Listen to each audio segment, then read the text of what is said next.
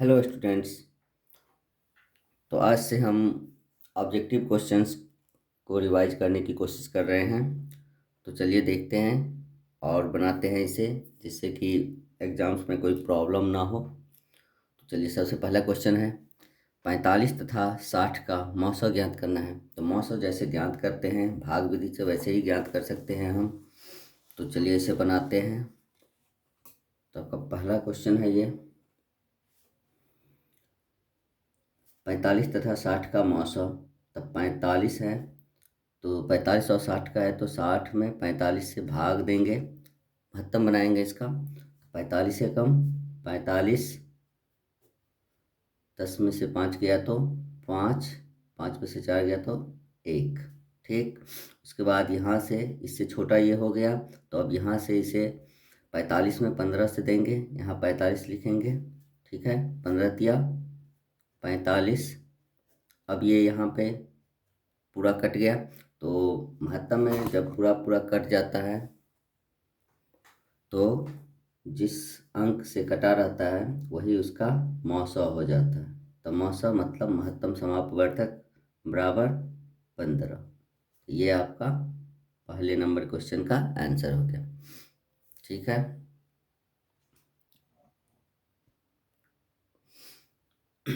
अब अगला क्वेश्चन 26 और 91 का मौसा ज्ञात करें।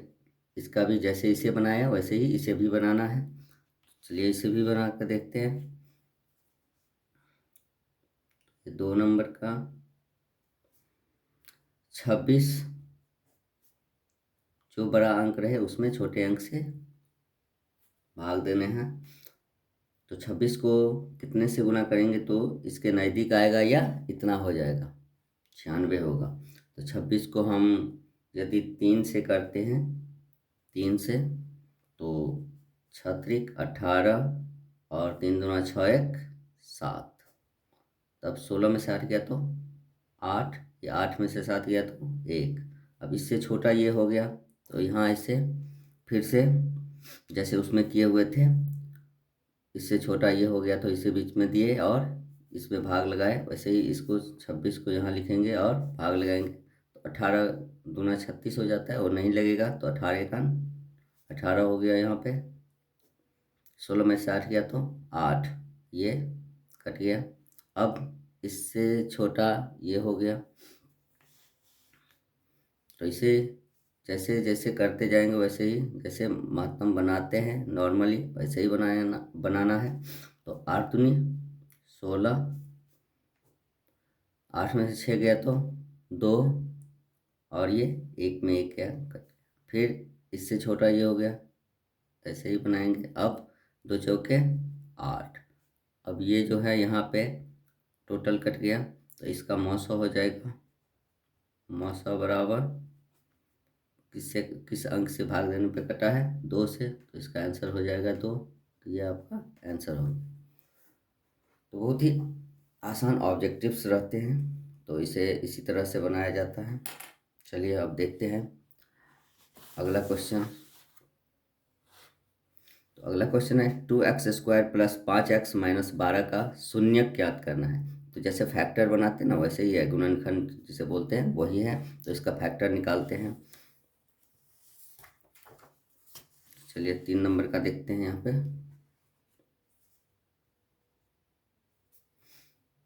2x² plus 5x minus 12। ठीक है, अब हमें ये सोचना है कि कौन सा वे दो अंक हैं जिनको आपस में गुना करने पे 12 दूनी 24x² हो जाए और घटाने पे 5x हो जाए।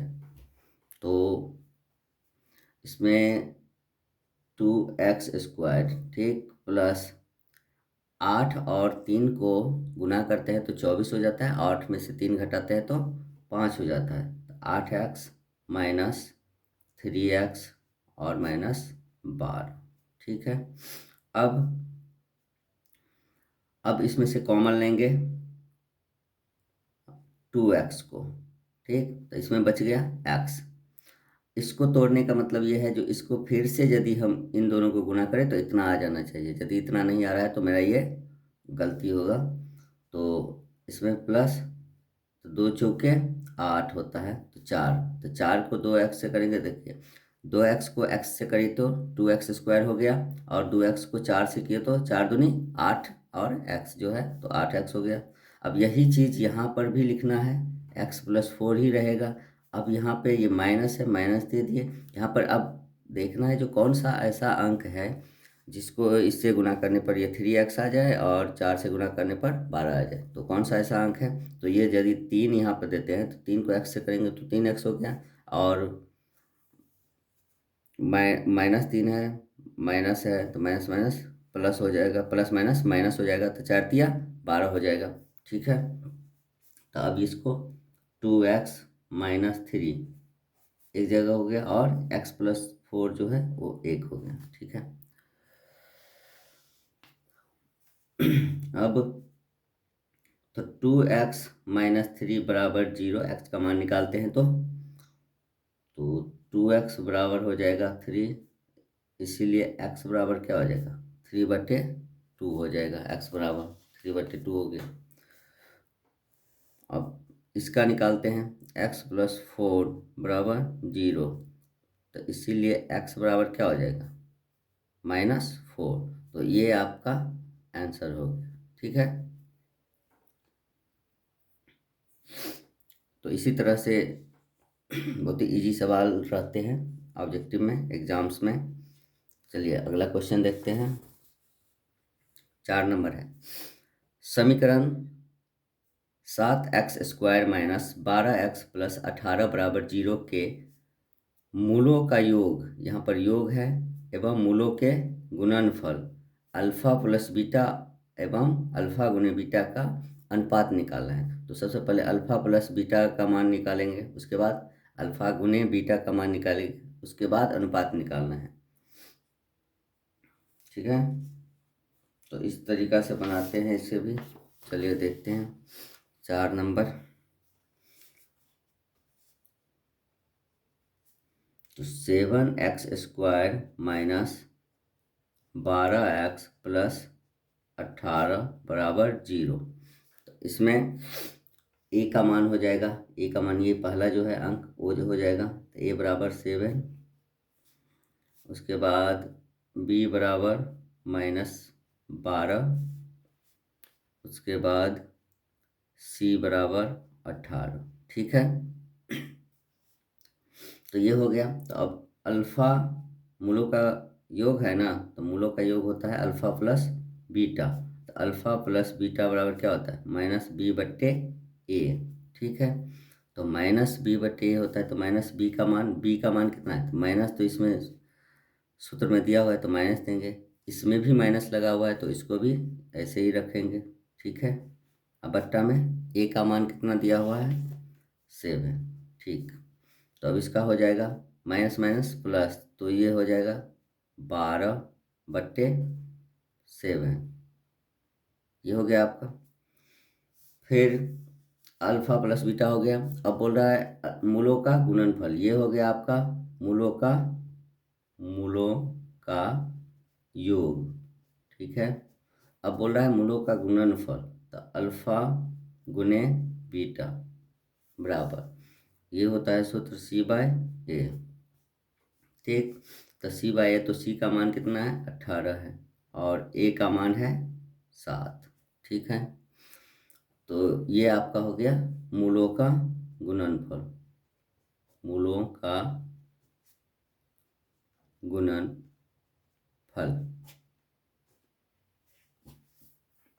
अब बोल रहा है इन दोनों का जो है अनुपात निकालना है। तो अनुपात निकालेंगे तो क्या हो जाएगा, अनुपात बराबर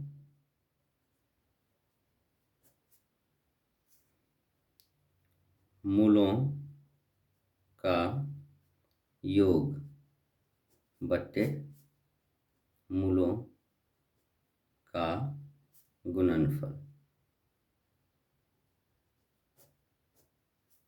ठीक है, मूलों का योग बटे मूलों का गुणनफल। तो मूलों का योग मेरा आया हुआ है 12/7, तो 12/7 लिख दिए, और बट्टा में 18/18 18/7 लिख दिया। ठीक है, अब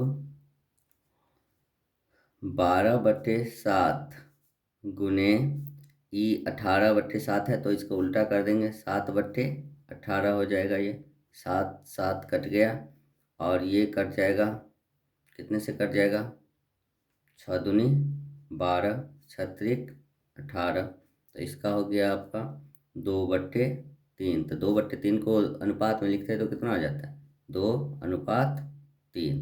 तो ये आपका आंसर हो गया। तो इसी तरीक़ा से बनाना है। फिर एक बार देख लीजिए इसे, 7x² - 12x + 18 = 0 है। तो a का मान हो गया, ये पहला अंक जो है वो a का मान होगा, b का मान होगा, ये दूसरा वाला अंक जो है तो इसमें माइनस लगा हुआ है तो माइनस के साथ इसे लिखेंगे, माइनस को छोड़ना नहीं है। और c का मान है 18, तो +18 है तो सीधे 18 लिखे, 18 के पीछे कोई चिन्ह न रहे तो प्लस का ही चिन्ह होता है किसी भी अंक के पीछे। तो अब बोल रहा है क्या, मूलों का योग, तो मूलों का योग का अल्फ़ा + बीटा बराबर क्या होता है, -b/a। तो माइनस इस सूत्र में दिया हुआ है, यहाँ अंक में भी माइनस लगा हुआ है, तो ये इन दोनों को लिखेंगे यहाँ पे। तो माइनस माइनस यहाँ प्लस हो जाएगा, तो इसके चलते यहाँ माइनस हट जाएगा और 12/7 हो गया। और अल्फ़ा गुने बीटा बराबर c/a बराबर 18/7। ये हो गया आपका मूलों का गुणनफल। तो अनुपात, इसलिए अनुपात बराबर क्या हो जाता है, इसीलिए यहाँ पर अनुपात बराबर, तो मूलों का योग बट्टे मूलों का गुणनफल। तो मूलों का योग जो मान आया हुआ था उसको दे दिया, मूलों का गुणनफल। तो यहाँ पर इन दोनों को ऐसे ही लिखना है, ठीक है। और ये जो है इसके गुना करेंगे और यहाँ पर गुना का चिन्ह देके यहाँ पर ये उल्टा कर देंगे। यहाँ पे ये 7 नीचे है तो इसको ऊपर डालेंगे और 18 ऊपर है तो इसे नीचे डालेंगे, ठीक है। तो इस तरह से हमारा आंसर आएगा। चलिए अब अगला क्वेश्चन देखते हैं, 5 नंबर। 5 नंबर में है 2x² - 4x + 3 = 0 का विवेचक ज्ञात करना है। इसमें सिर्फ विवेचक या विविक्तकर या डी का मान जो है ना वो निकालना है इसको। तो ये सिंपल सा है, इसे में डी का मान निकाल सकते हैं इसको। तो चलिए निकालते हैं इसे। 5 नंबर 2x² - 4x + 3 = 0 का क्या निकालना है, विवेचक निकालना है या विविक्तकर निकालना है। तो इसमें a का मान हो जाएगा आपका 2, b का मान हो जाएगा -4 और c का मान है 3, ठीक है। तो d बराबर क्या होता है, d बराबर सूत्र क्या होता है, b² - 4ac, ठीक। तो अब b² - 4ac, तो b का मान कितना दिया हुआ है, -4, -4 का स्क्वायर होगा, -4 गुने a का मान है 2 गुने c का मान है 3। तो ये हो जाएगा। अब ये -4 का स्क्वायर करेंगे तो क्या हो जाएगा, ये 16 हो जाएगा, +16 होगा क्योंकि माइनस माइनस हट जाएगा गुना करने पे, तो 16 हो जाएगा, दोनों में माइनस लगा हुआ है। तो -4 दूनी 8, 8 त्रिक 24, कितना हो गया ये, 16 में से 24 जाएगा तो 14 में से 6 गया तो 8, 16 8 24 होता है, तो 8 हो गया, -8 हो जाएगा, ठीक है। क्योंकि ये बड़ी संख्या है, इसके पीछे आगे में माइनस लगा हुआ है, तो ये 16 छोटी है तो इसलिए -8 हो गया, ठीक है। अब डी का मान मेरा निकल गया। तो यही हमको बोल रहा था, इसी को हम बोलते हैं विवेचक, ठीक है। विवेचक बोलते हैं या विविक्तकर बोलते हैं,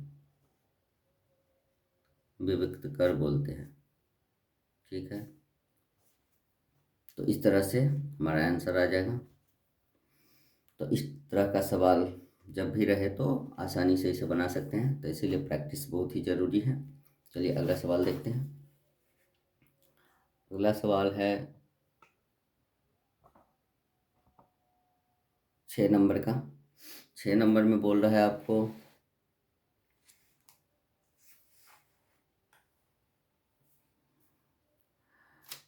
जो 3x² - 2x + 1/3 का विवेचक ज्ञात करें। तो इसका भी सेम वही प्रोसेस है, जो ऐसे ज्ञात किए हैं इसको 5 नंबर को, वैसे ही इसको भी ज्ञात करना है। चलिए इसे भी बना कर देख लेते हैं। तो 6 नंबर में है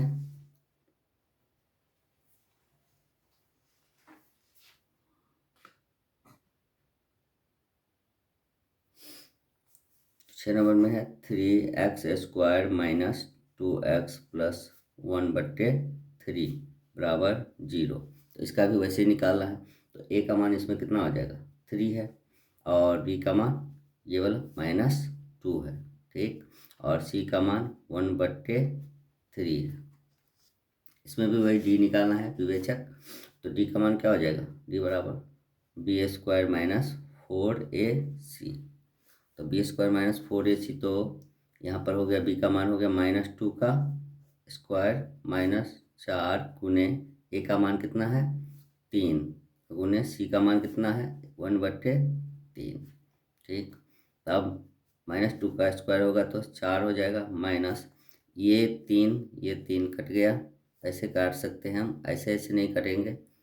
तो अब ये 4 बच गया, 1 बच गया। 4 1 को गुना करेंगे तो 4 ही होगा। तो अब ये कितना हो गया, 4 में से 4 गया तो 0 हो गया। तो यही आपका आंसर हो गया। यही चीज़ बोल रहा है, सिर्फ विवेचक निकालने के लिए। यदि इसमें मूल निकालने के लिए बोला रहता तो इससे आगे बनाते, मूल का मान निकालते, ठीक है।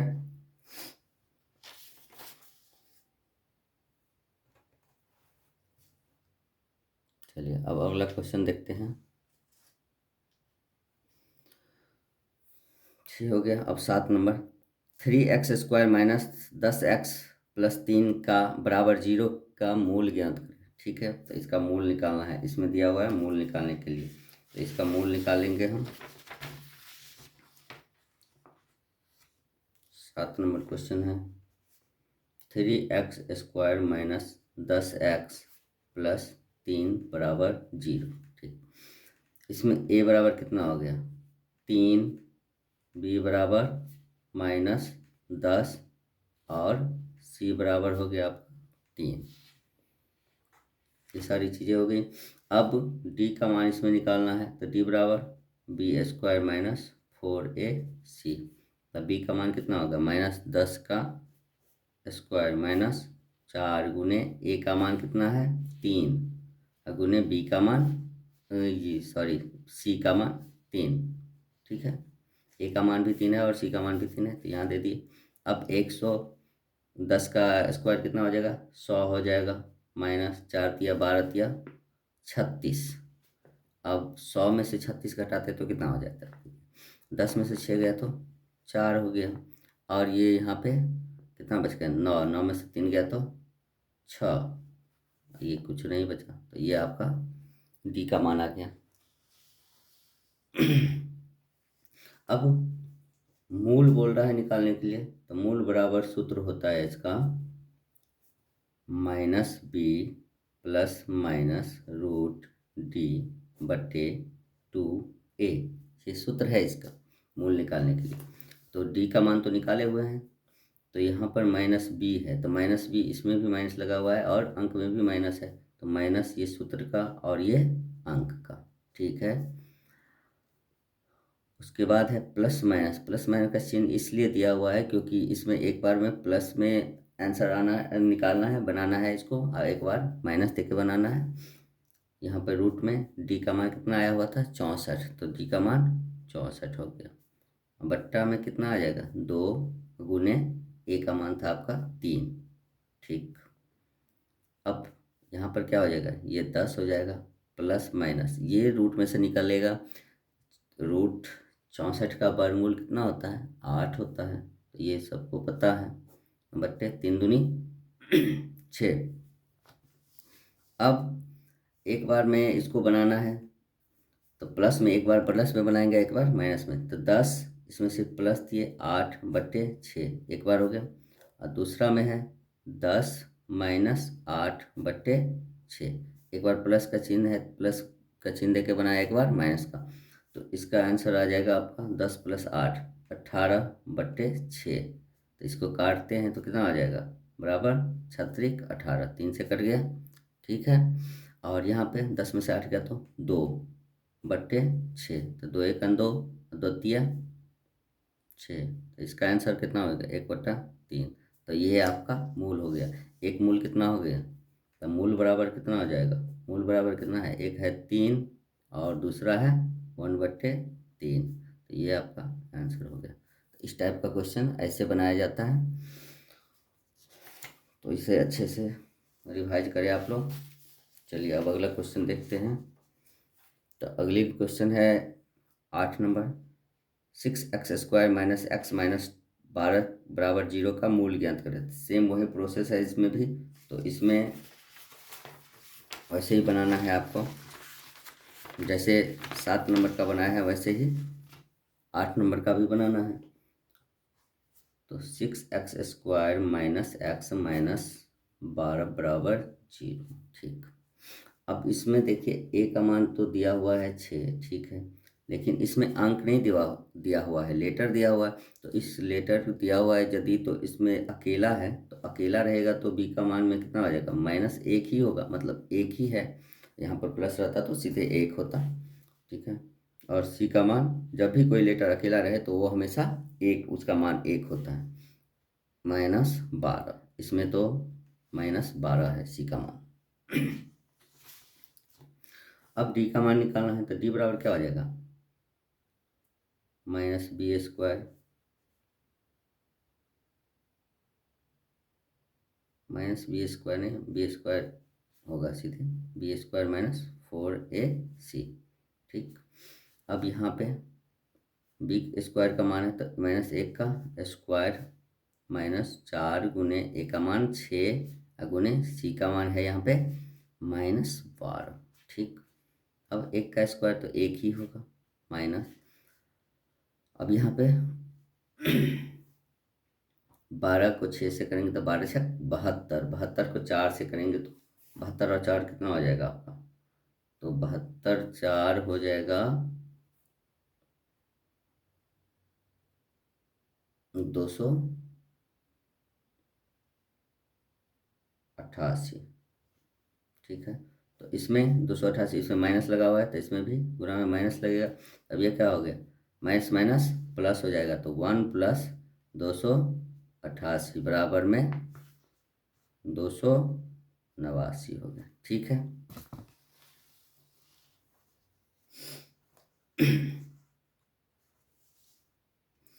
तो अब इसका भी मूल निकालना है। तो मूल निकालने के लिए क्या करना पड़ेगा हमको, फिर से वही सूत्र लिखना है। तो मूल बराबर क्या हो जाता है, -b + √d बट्टा में 2a। ठीक है। तो -b, तो माइनस बी का मान -1 है, प्लस माइनस रूट में आ जाएगा ये डी का मान जो था 289, अब बट्टा में 2 गुने 6, ए का मान यहाँ पे 6 था तो 6 आ गया।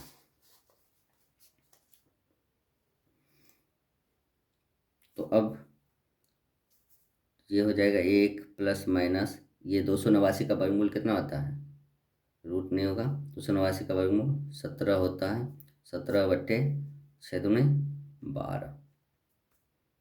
अब तो अब ये हो गया। तो अब इसमें भी दो बनाएंगे, दो टाइप से, एक में प्लस देके एक में माइनस देके। तो इधर बनाते हैं 1 + 17/12। ठीक है। और इधर बनाते हैं 1 - 17/12। ठीक, दोनों तरफ बनाएंगे। तो 17 × 1 = 18/12 ये हो गया, और इधर हो गया, इसको काटेंगे तो कितना से कटेगा, ये 18 है तो 6 दूनी 12, 6 × 18 बराबर 3/2, ये हो गया। इसमें हो जाएगा, एक गया तो एक में से 17 गया तो -16/12, छोटा में से बड़ा घटा इसलिए माइनस लगा हुआ। तो ये कितने से कट जाएगा, 4 × 12, 4 × 4 = 16 बराबर 4/3। तो आपका दोनों मूल निकल गया, एक मूल ये है और एक मूल ये है। ठीक है। तो इसमें माइनस लगा हुआ है, इसमें माइनस लगेगा यहाँ पे, तो इसलिए मूल बराबर क्या हो जाएगा, कौन कौन सा मूल निकला है, 3/2, दूसरा निकला है -4/3। तो ये आपका आंसर हो गया।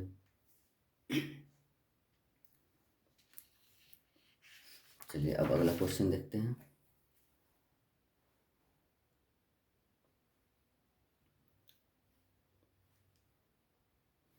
अगला क्वेश्चन है 9 नंबर। अब देखिए समांतर श्रेणी का क्वेश्चन आया हुआ है 9 नंबर। तो इसे देखते हैं क्या है। तो AP बराबर दिया हुआ है, AP समांतर श्रेणी का शॉर्ट फॉर्म है।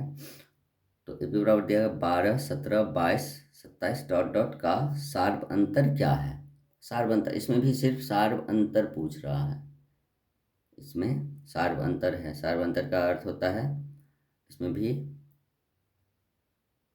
D का मान निकालना है। तो सार्व अंतर है, ये समांतर श्रेणी है। इसको बनाने का तरीका देखते हैं।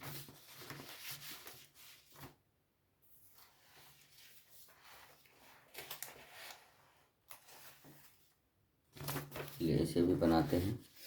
तो कितना था, 9 नंबर है। 9 नंबर कितना दिया हुआ है, 12, 17, 22, 27 डॉट डॉट का सार अंतर निकालना है। तो D का मान निकालना है।